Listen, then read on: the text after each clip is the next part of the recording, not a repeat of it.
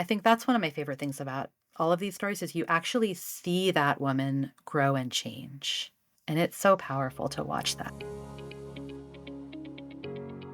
Almost any judgment we have for another person's self-sovereign decision passes when we expand our lens. And Mhm. my judgment is actually my thought error. It's not about a absolute value of right and wrong.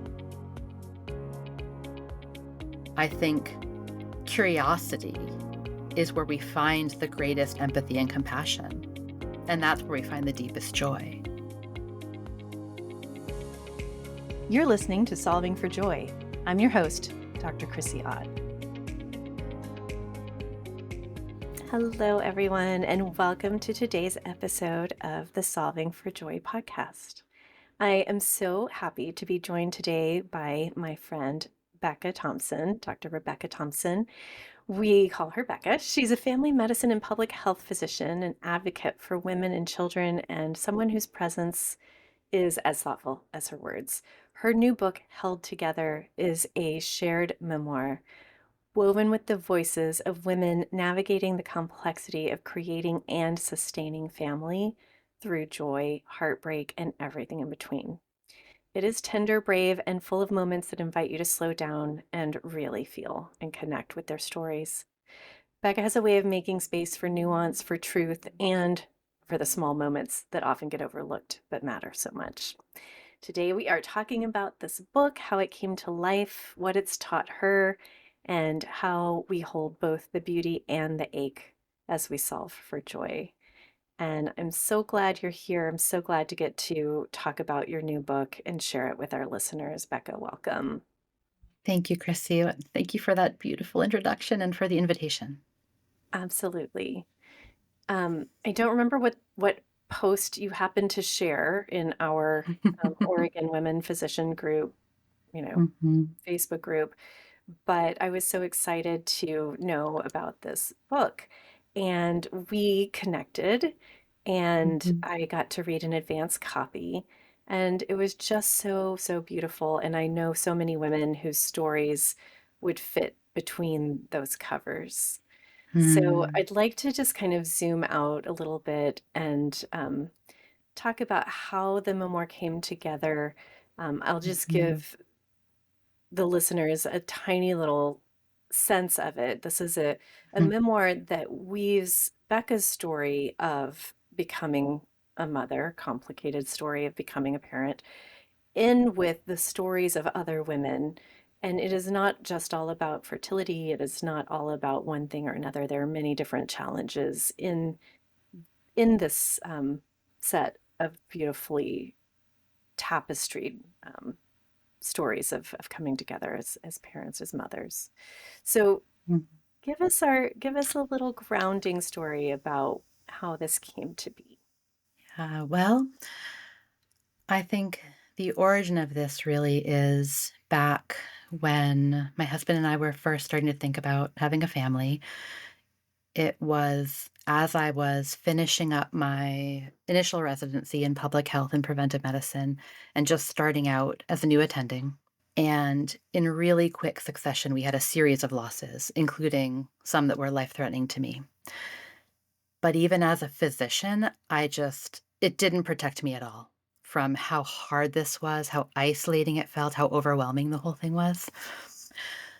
And, in medicine, we're used to being there for our patients, and we're strong, and we work hard, and we overcome. So it felt really difficult to talk about something that wasn't going like that for me, for my family. And not because I thought our path should be special or different, just because it was hard to find a vision for how this would end up differently, how we would end up with anything we'd hoped for as we started out. But as I began to share my story a little bit with my colleagues, with friends, with my own family members, I really found that I wasn't alone at all, and it was just the details that varied. So, like you said, Chrissy, it wasn't about everyone having the same struggles, the fertility issues, pregnancy complications. It wasn't about that. It was about how families are complicated and being human is complicated and the long arc of these stories. And I loved what you said about, it could be anybody. I could walk up to, there are 21 other women in this book. I could walk up to 21 people on the street and say, please, can we talk about your story? And we could write this kind of book with anybody. This is every woman. I get chills when you say Yeah. that because it feels so deeply true. I mean, how Mm. families are formed is so exquisitely human, and like we all Mhm. have our own little fingerprint, Mhm. even as there are Mhm. some components that are the same. Um, Right. they're very different stories. Right. So as I began to realize that, I just started to, talk with friends, patients, people who are interested about how might we preserve these stories to offer them back to other people and make something bigger than just the suffering that we were going through, and Yes. how could we bring the bigger perspective. And so that we collaborated on these over about 10 years. I'm And yeah. amazed and interested, that this formation took Mhm. most of a decade. And I love in the Mhm. introduction how you give us such a clear picture of having versions passed back and forth or Mhm. shared Mhm. over, coffee dates. And it's, Mhm. I really could feel that. And at the very beginning, you said, being a physician didn't offer you the protection Mhm. that maybe some of us subconsciously expect to be a little bit inoculated or protected, either because we have uh, an ability to intellectualize or a Mhm. predated exposure to various deep sufferings. Mhm. And I am here to back you up. It does not actually. The Mhm. chair, if the chair is getting pulled out from under you, you're still going to end up on the ground. Yeah. You just maybe have seen somebody else fall on the ground before. Right. Maybe It you had 2 chairs and you hopped to one for a minute, but then that one's gone too, so go go down the rabbit hole. And the vulnerability of sharing it. I know that in the early parts of your story, like so many women and families, the work of becoming a family or growing a family feels like a very Mhm. private part. For me, I'm an external Mhm. processor. Um, Mhm. I'm part extrovert, but I'm definitely an external processor. And I heard someone say yesterday that for some of these external processors or like very extroverted people, they have to actually hear what they have to hear themselves say what they think in order to Mhm. know what they think. So I am in that camp where I was probably giving people too much information on a regular basis about my fertility journey, but it was helpful to me. And it was Right. hard for me to imagine being somebody who would keep it inside. I needed people to know, oh, we're going through this thing. We have these hopes. Oh, these hopes have been dashed. Oh, we have these hopes. Oh, these hopes have been dashed. I'm sure it Oh. was, rigorous for the people who loved us. Um, Mhm. but they're both truly valid ways. And Yeah. and I think that when we do get out of the super secretive part of the journey, almost every single time we just find there is an entire world of people around us who were invisible before. Mhm. We're like, oh, Mhm. I also had losses. I also had fertility trouble, Yeah. or I also had, you know, real challenges in infancy, Yeah. whether it's postpartum anxiety, Right. depression, or a baby with extreme colic, as one of your Mhm. um, Yep. stories Tessa's details. chapter. Mhm. So, What you said really resonated about, um, telling people and then having to pull back. "Oh, never mind, devastation on that one. Oh, another devastation." I wonder if that's part of what it is for me and how I process that differently from what you experienced, because I guess I'm more of an internal processor, as you might suspect from having taken 10 years to write a book about all this instead of right?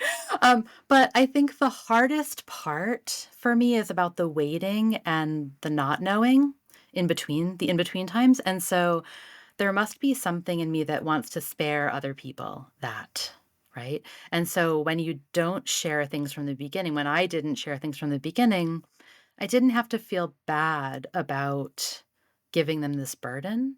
I knew they would have been happy to accept it. It wasn't that. I felt supported. I felt like they would have shown up, but I didn't feel the need to burden them.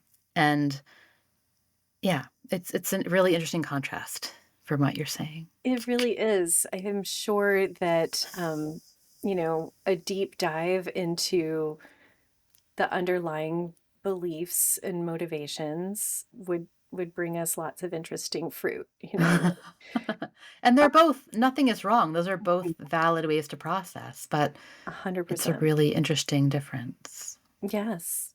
And probably people who do it internally prefer that way and will always, and people who do it externally will, be Mhm. more comfortable in that realm. Mhm. Um, yeah, it was not without its difficulties being an Mhm. external processor. Um, it did devastate people sometimes. But it's all a trade-off. I mean, for us, I felt when we did start telling people, I felt bad that we hadn't let them in before because maybe some of them felt like they wanted to have been let in earlier. And I'm like, I'm not sure you did, but I'm grateful that you would have. And Right. there's also this, I think, the thing about waiting, one of the parts of waiting that's hardest for me, and it came up a lot. In pregnancy, there's the whole 2-week wait, the infamous 2-week wait. I was thinking that in my head. I was like, 2WW. Yep, this is the short slang. The TTC, the TWW, all the acronyms online. And for me, the hardest part, and I think this is true whether it's related to conception or anything, I imagine this comes in adoption when you're waiting for that placement or the baby is out there, but you don't have them yet, or any of these things. And just in medical situations, even now unrelated to fertility, I find that the hardest part for me is when the answer to a question is known. Knowable, not only knowable, but, like, known. It's the test has been run, the results are sitting somewhere, and somebody else could know it. I could know it, but I don't know it yet, and it's the unknown known that's the hardest for me, and that's the part of the stories that were so hard for me too, like, something is gonna happen. Someone else already knows our fate, and it's just out there. It's like the Schrodinger's cat moment. Yes. Yes. Like, and there are so many ways it comes up in the different stories and people processing their experiences like you do, and some people processing like I did and showing that range. But this makes me think of in Leah's chapter. And I'm gonna try not to give spoilers on anything too much, but her story is about one of prenatal testing and what to do with the results and what choices to make. And she has this moment where her family goes away to the coast, the Oregon coast. She's also an Oregonian, as several of the women in the book are, but not all. Some are from other countries, even all over the US. And anyway, they're at the coast, and she talks about being in this place and it giving her peace in a way that somewhere else things are being decided about my life. Things are being known, things are happening, and yet I can step away from it and let that all happen, and then I'll come back to it and I'll find out. But there's something that she's grateful to be able to give away and set aside. Yeah. I really appreciated also, Becca, how you took us with you on your journey of turning that corner, of realizing alongside different people at different points Mm. Mhm. where you could look back and say, oh, I've been doing this struggle. I've been Mhm. struggling with this. Oh, I didn't know you were struggling with that too. It's like Mhm. this, like, coming apart and coming back together Mhm. in some of these Yeah. relationships that you just characterize so intimately. Thank you. Yeah. And it also makes me think about how our judgments of others change when we think about those things. And in Rachel's story, how she reflects after going through some significant complications, how she used to think one thing. She used to think, oh, is this family sharing a pregnancy announcement too early, whatever that means, too early, or why are they withholding this? Why are they sharing that?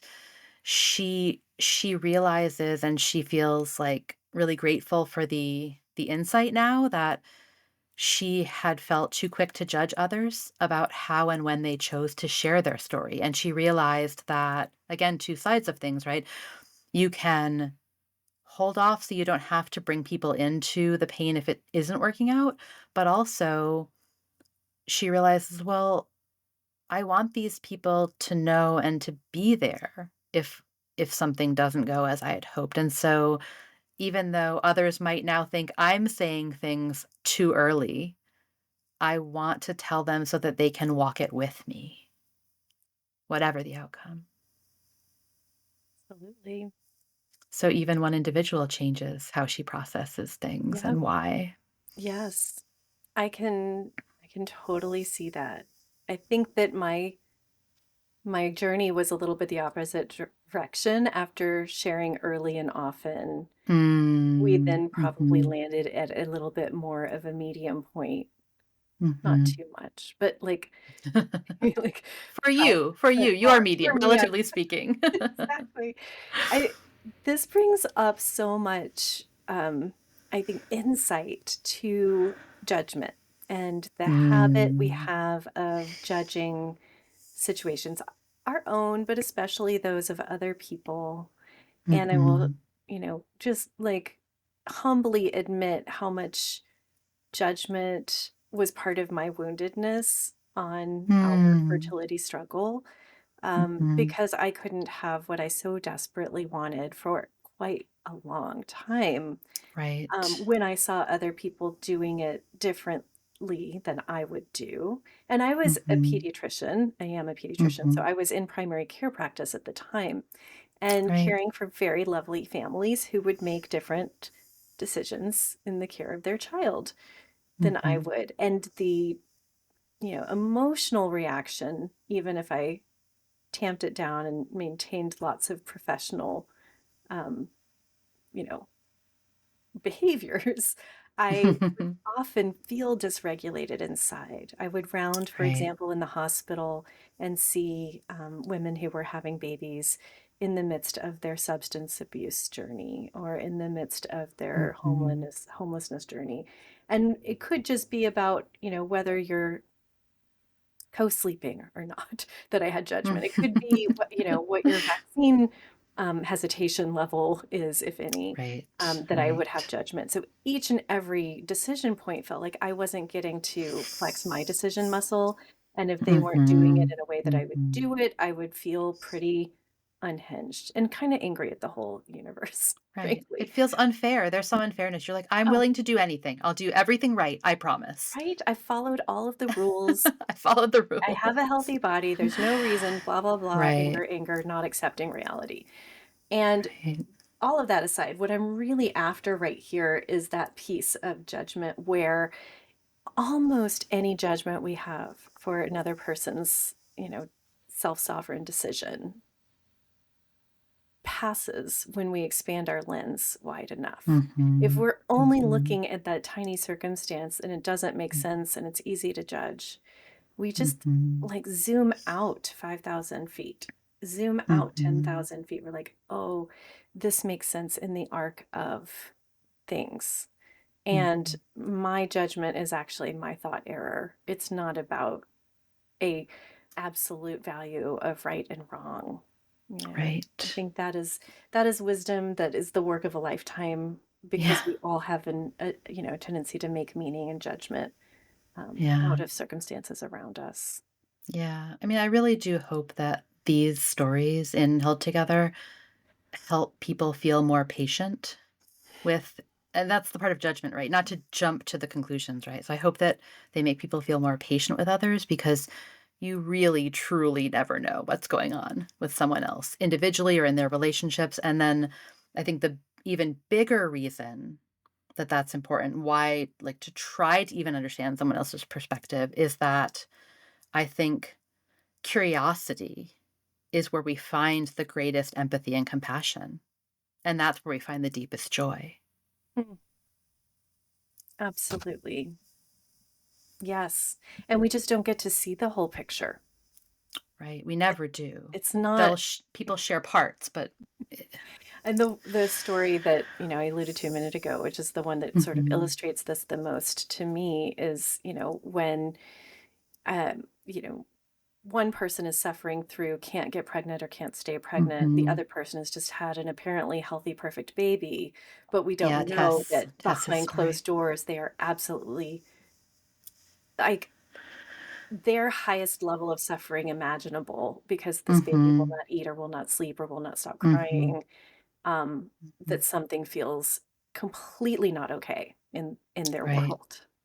right. Right, and the fact that in that moment now that happens to be the first story, aside from my own, that the reader comes to, Mhm. and in that moment to see that Tess and I, we were great friends, but we just could not be there for each other. It wasn't that we didn't want to, that wasn't even a question, we couldn't even get to the "Do you want to?" It just wasn't possible, and it took years for us to move through those phases, and all of our combined 4 children now are teenagers, and this is a spoiler I'll give because it's not detailed, but we really did come back to each other, and you see that in the book. Yeah, that grace gives me Yeah, chills too. That felt like yeah, such yeah, a soothing end to that yeah. journey. I mean, not end, but like new point in that The journey. moment, yeah, and I mean, it's really to the point where this person is still one of my absolute closest friends, someone I'm in touch with as regularly as anyone else in my life, and we've been through much more since then. And really be now with whatever that wisdom is, whatever the years, the maturity, just I don't know, having seen a much wider perspective for ourselves and our own patients. She's a physician as well, as you see in the book. Um, we are able to be there for each other when things are going really, really well for one of us and really, really not well for the other, and we can do that at the same time, in the same visit, on the same phone call, anything. We can really both celebrate and problem solve, lament, whatever it is, right? In the same space. We could never have done that back when our kids were little and just being born and mhm. It's the mark of a wizened friendship, like one that I hope has so. stood the test of time and Right. matured and has complex underpinnings that have just And been. I'm so grateful for it too, and I'm so grateful for yeah. you for it. It's beautiful.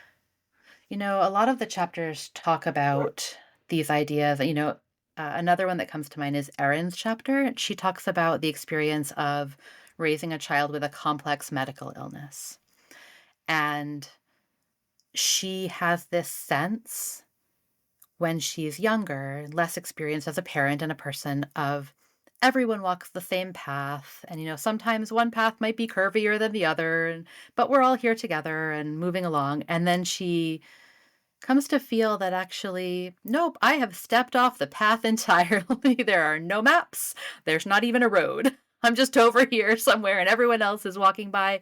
And she feels that way. And yet, with that maturity and that time that has passed in her experiences, she also realizes even when she feels angry or sad or bitter or feels the unfairness of some of these things, she recognizes that her friends who on the surface look like things are going just fine at the moment, they've had their struggles, they've had them again, they will have them again, and she doesn't need to always align with their experience, but she can just offer herself as someone who can listen and try to understand.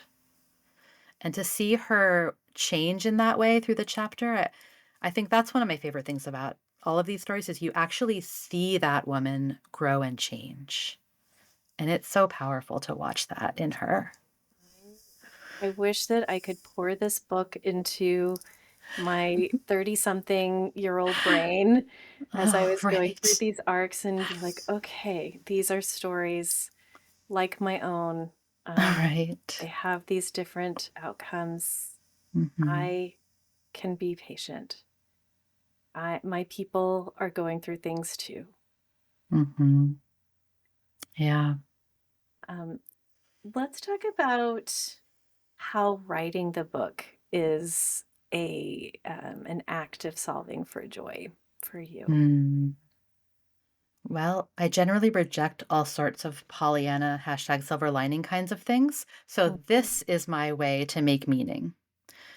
And I I also and we as the book, the collaborators, we reject the premise that everything happens for a reason.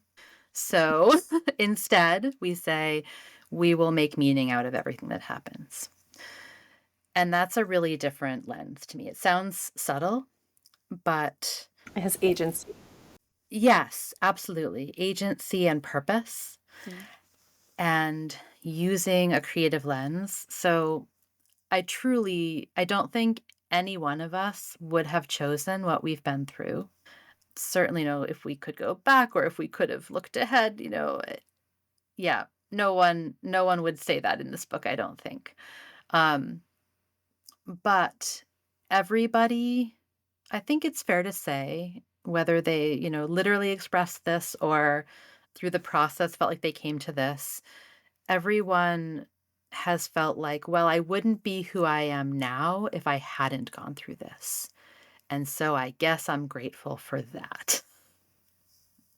Yes, and you're allowed to say, I guess I'm grateful for that. So I think it's just such a fine line between oversimplifying things and saying, "Oh no, no, like we're just gonna find our purpose and go team," and giving up and giving in to the lack of joy that really is in so much grief. So it's a moment to moment choice. I think that solving for joy in this case comes to this idea you've talked about in terms of microdosing joy. It's those tiny details. It's the little things are the big things. And these stories are all about the tiny moments and weaving together the pieces to create something much bigger. As I said to you in one of our phone calls, I felt the visual of a beautiful quilt with Mm, each square, being its own beautiful tapestry. And mm, your particular story being, um, the edging around the mm, quilt and a material that showed up in the different squares here and there, but that kind of Thank wrapped you. them all together. It really did Mm. feel put together like that. And That's exactly what I was going for. Thank you. Thank I you for saw it. finding that in it. Yes, I see it. I get it. And I that makes so much sense to me that solving for joy is making meaning from whatever comes. Joy, as you've Mhm, heard me say on here, is about meaning, alignment, and delight. And mhm, when delight is not available, we lean into meaning and alignment. You know, mhm. until delight becomes available again, because it always will. There will be delight Yeah, again, but yeah. when we lean into our creative processes and answer the call to our creative impulse, I feel like, oh yes, we're in the flow of whatever is available to us to make the most Mm. of the raw material of our life, which is going to be, by nature of relative reality, some things we prefer and some things we adamantly do not prefer. Yes, and I love that concept of whatever's available to us, and to me that yes, putting the good and bad together like you're talking about here, but it also just really emphasizes the point of life being lived in the details because, I'll tell you, our kids are a similar age, yours and mine, and so in the past 10 years, you can see how if this book was written in the past 10-ish years, right? Mhm. A lot of this book was written in tiny stolen moments, Yeah. in pieced together. So I would get to, school for pickup. I would get there early and park somewhere that I knew I could stay without interfering with flow of traffic and have my laptop. And I would write this book in 20-minute increments. Yes, bursts. and bursts. And I found that really, you asked about the process a little bit. That is what kept it easiest to stay in that flow, because if you just, you know, dip back into it, you can pick up where you left off rather than, "Oh, I have to have a 3-hour chunk every other Thursday," or that just doesn't work for, at least for me, for Yeah. tapping into this kind of writing where I was trying to integrate, audio files that I had from these interviews with women and maybe some journal entries that they'd given me or email snippets from updates to friends and family during a challenging time, and I was trying to take everything they'd given me and piece it together and retell that story, writing it, but using her voice and going back and forth with her. And so the only way to stay in that flow was to just have it kind of front of mind most of the time.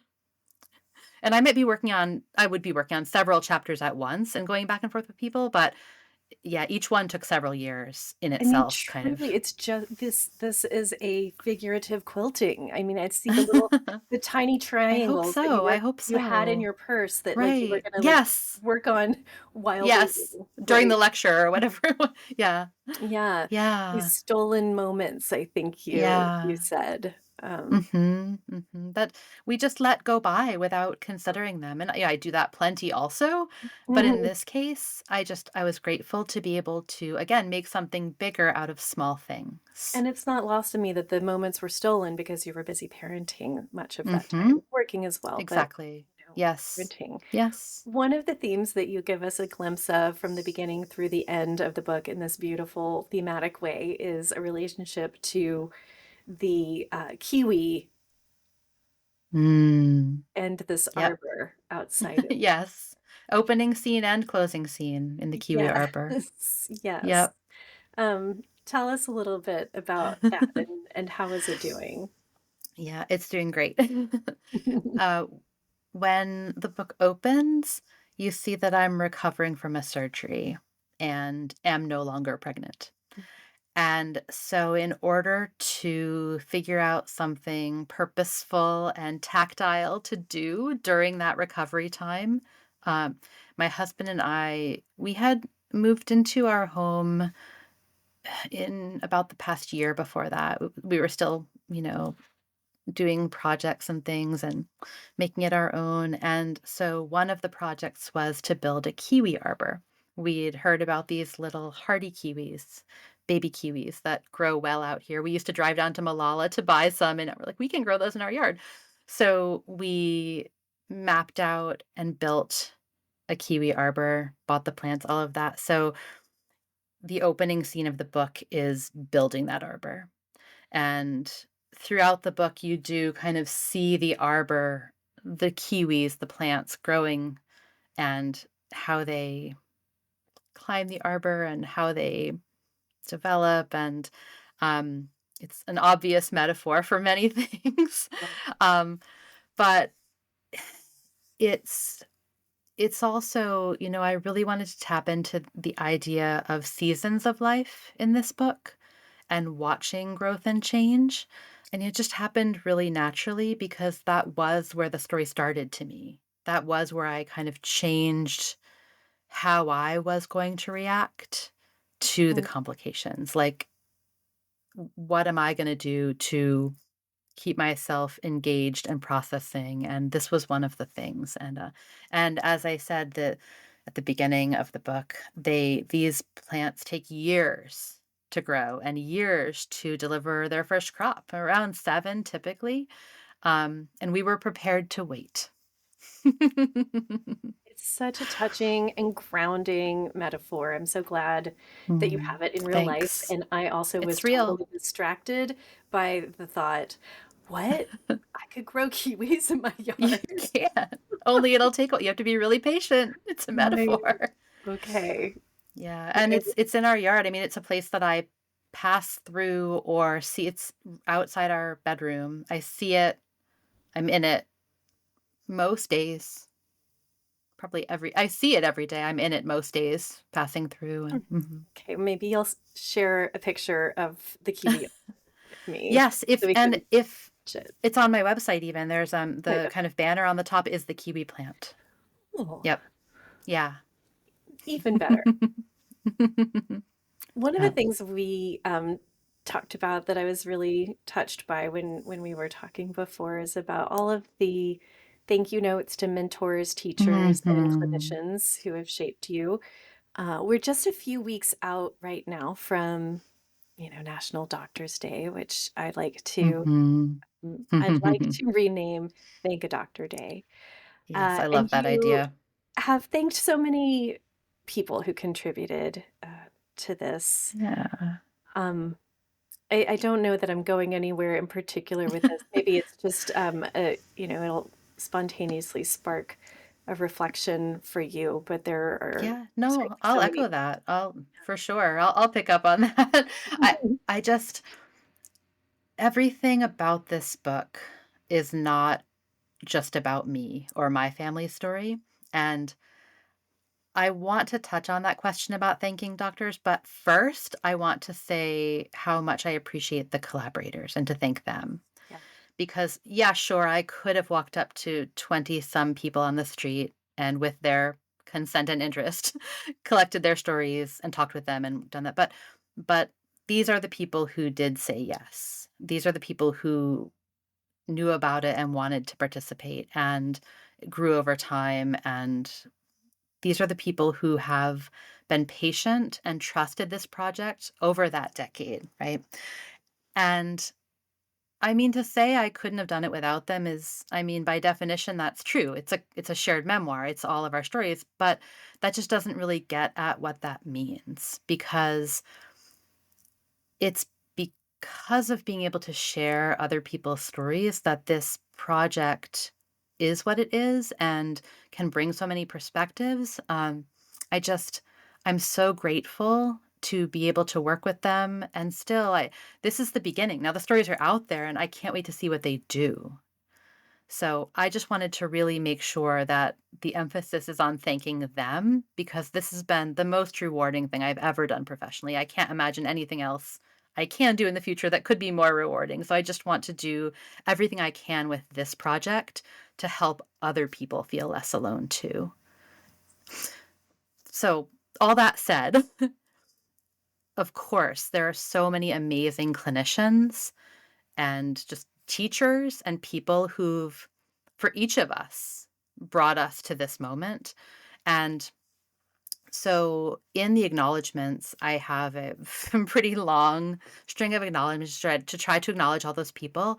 And then I also invited every collaborator to share her own acknowledgement. And a few opted out for kind of privacy or said, "Well, my story is my thank you to my family," and I respect that too, but most of them submitted something and a wide range of how detailed and how long, and I just love the opportunity to let everybody thank people because all of us wouldn't have not only gotten through the stories, but come to a point where we could share them in whatever form without all these people.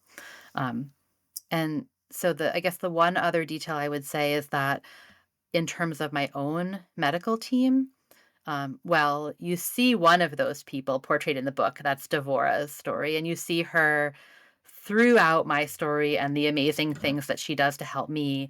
And then at the very end, you Like learn one of my her favorite characters story. from the entire book. Oh, Just well, like, she's a real person, and you could meet her, and she would love yes, to meet you, I'm I sure. So would we'll have to love to give connect her you. a hug.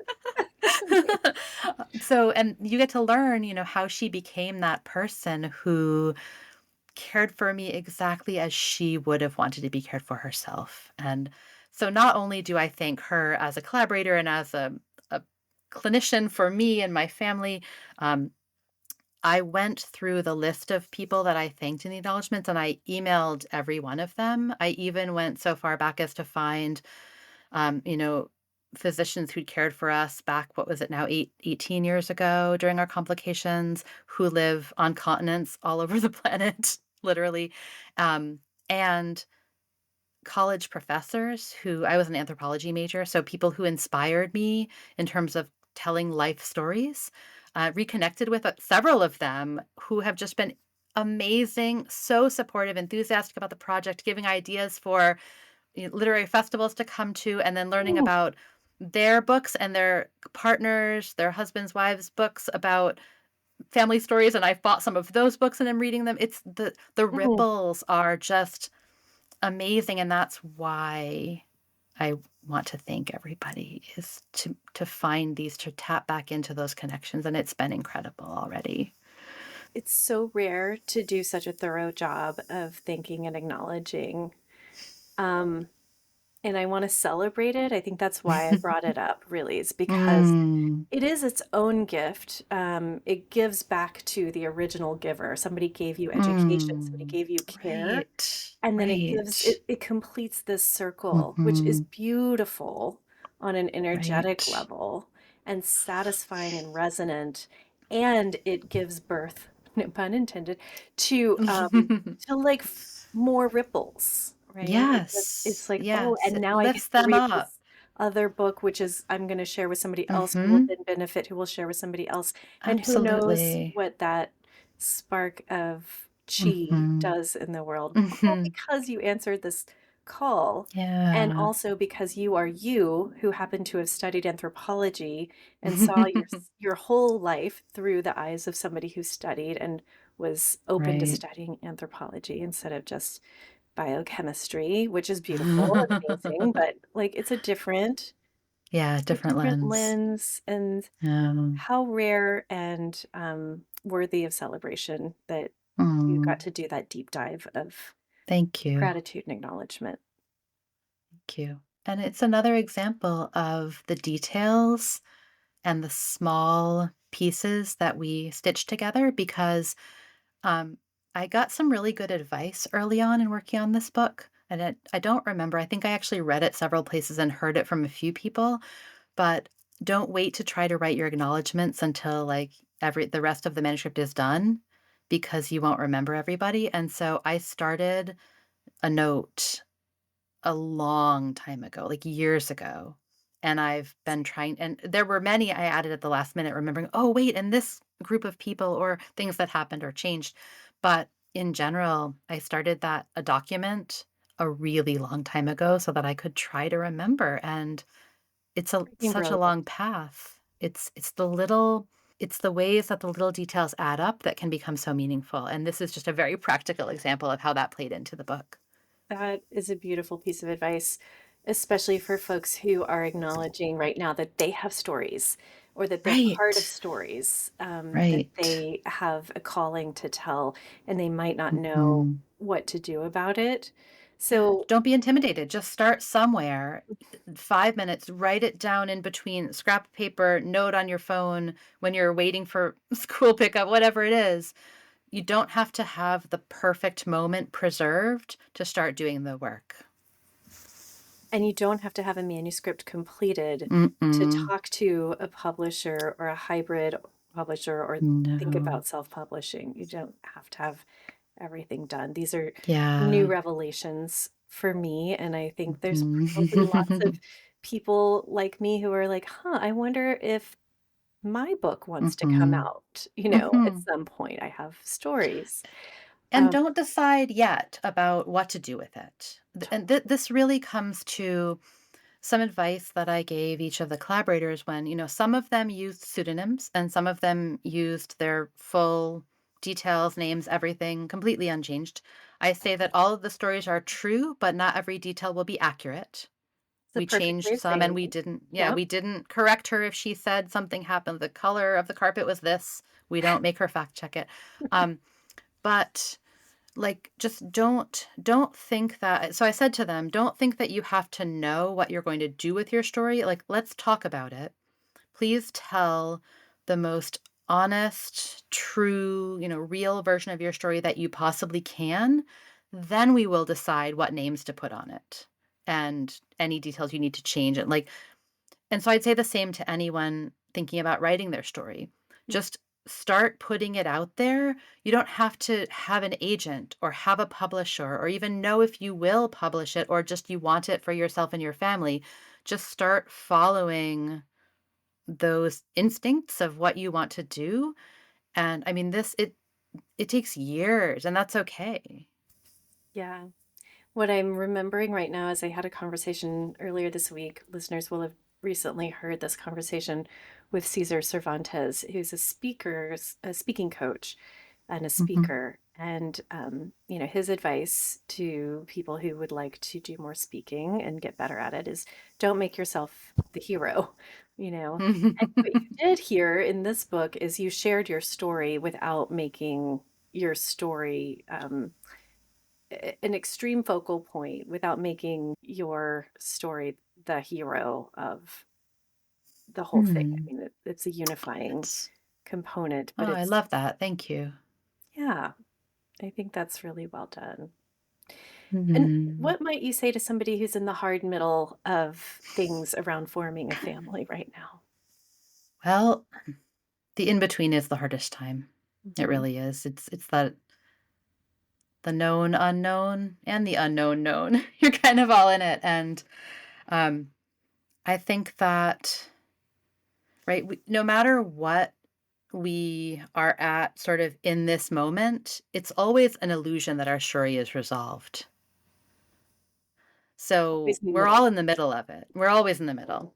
And you're just in a more obvious middle Yeah. at this moment, maybe than someone else you're looking at. Again, we don't know their story. We think we might know someone else's story, but we don't. They're in the middle too. But they're in the middle too. It's just that maybe some people think they know a little more about how their narrative gets resolved, but it's always changing. And I think we all live somewhere in between what is and what could be, what might have been.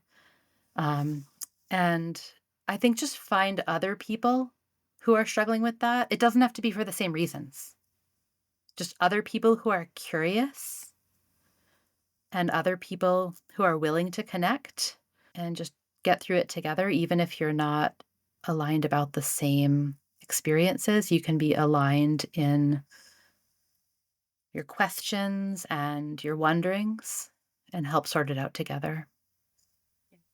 So much of our healing happens in community.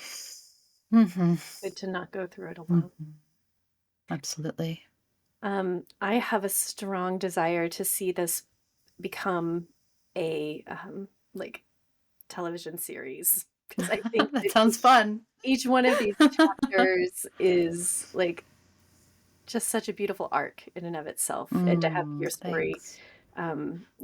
threaded through is like I'm not a screenwriter, but if I Neither were am one, or I. if I knew those people, I would be like, this Yeah. needs to be looked at for sure. Well, you mentioned the thing about threading it through my thread through the stories. There's these stories have a ton of Easter eggs in them, and people who know us will know some of them, but they're usually quite invisible. But I will say the other friends and physicians within the stories are not typically named. It's like, "My doctor said this," or "My friend," and very, very often in the other women's stories, I am the, "My Yes. doctor advised such and such," or "Listened on my belly, the ultrasound," or "My friend thought I should blah, blah, blah," or "Helped me with" that's in many of the stories, that's me.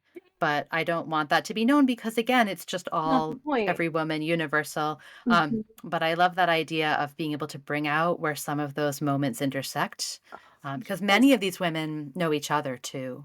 Oh, and Some that of would them be have a been each really other's doctors and yep. that So would be that an same character goes into the stories, but awesome you don't see arc. it on the page, but it really is behind the scenes. Okay, well, I'm just going to put it out there into the universe that this happens on the timeline that it should happen so that this can be even more widely distributed. And, That's a fun idea. this may be published around the time of Mother's Day. I think everybody who has a mom, knows a mom, is a mom. This would make an amazing Mother's Mm. Day gift. Oh, that would be great. That sounds yeah. And Yeah. it's a gift to all of us as mothers, I think, just to have these stories out there, so It is. It is. I am always delighted to get to connect with you and enjoy your brain and the way it works with same, your the feeling heart, is Becca. mutual. It's beautiful. Thank you for doing the labor of love Mm, that was writing this book in those stolen moments. Thank you for sharing your story and the mhm. story of all of your collaborators. So much honor to Oh, them for letting their stories be visible and yeah. find their own way in the world. Well, thank you for the invitation and for being some of those moments of light in challenging times. And I'm really glad our paths have crossed. Me too. Please share a little bit about where our friends can find you for either, obviously, for purchasing the book or purchasing, many copies of the book for distribution in Any particular copies, all the areas, copies. Yeah, um, my website is the best place. or Everything's what there. perhaps podcast invitations or speaking invitations. Absolutely. I love spreading the word about these stories. I'd be happy to talk with anyone. And I really, really want to get these stories into medical trainee programs. It's really important. I mean, I'm working on that, but I would love more opportunities for that to teach medical students just to use the stories, not me personally, whatever. I want these stories to be shared with medical students, nursing students, midwifery students, social work, psychology programs, like anything you can think of, physical therapy, everyone who would benefit from this, especially in training so that they learn to care for families in context and they know that their patients are people. So that's amazing. Any way we can get the word out on that. The best way to reach me is just through my website, RebeccaNThompson.com. And there's a contact me link there. You can message me, it just emails me from there directly. So that's easy. And if you do buy the book through my website, you have some options to find a local bookstore. We have some local shops here in Portland that will have signed copies you can find there. And if you do use an Amazon link, please do use it through the website if possible, because it is an affiliate link to Postpartum Support International, and they will get a portion of the proceeds. We're using some of the proceeds of the book to try to direct them toward PSI and Planned Parenthood and other groups that support this kind of work. So if you do buy it through the link on my website that says Amazon to support PSI, that will send money to their work with maternal and family mental health as well. So And it will offset any guilt you may or may not have about buying it through we Amazon. have mixed feelings about the large corporations, but that's an option for people who may not live near a small bookstore too. So Yeah. use it for good to support PSI. Big hugs, my friend. Thank you so much You for being here too. today. You too. So great to chat with you. We'll chat soon. Thank you so much for being here with us today. And a huge thank you to Dr. Rebecca Thompson for sharing her heart, her story, and the beautiful collective memoir held together. If you're celebrating Mother's Day this week or holding space for the many layers of complexity it can bring, we're sending you love and solidarity. If you're finding these conversations meaningful, it would be so wonderful if you would leave us a review or share the podcast with someone who might need a little extra light in their life this week. Your support helps more people find their way here, and that serves our mission. Next week, I will be joined by the one and only Dr. Sasha Shilcutt. She's a cardiac anesthesiologist, a gender equity researcher, a best-selling author, and the founder of the Brave Enough community. We'll be talking about perseverance, rebuilding after loss, and the courage it takes to reclaim your space in the world after you've spent too long shrieking. I can't wait for you to hear this conversation. And if today's conversation stirred something for you, you're craving more clarity, connection, creative wisdom, 12 by 12 Remastered is now live and welcoming new members. It's a coaching experience designed to help you realign with what matters most in work, relationships, and in your life. If you're curious but not quite sure yet, you are invited to schedule a free exploratory call with me.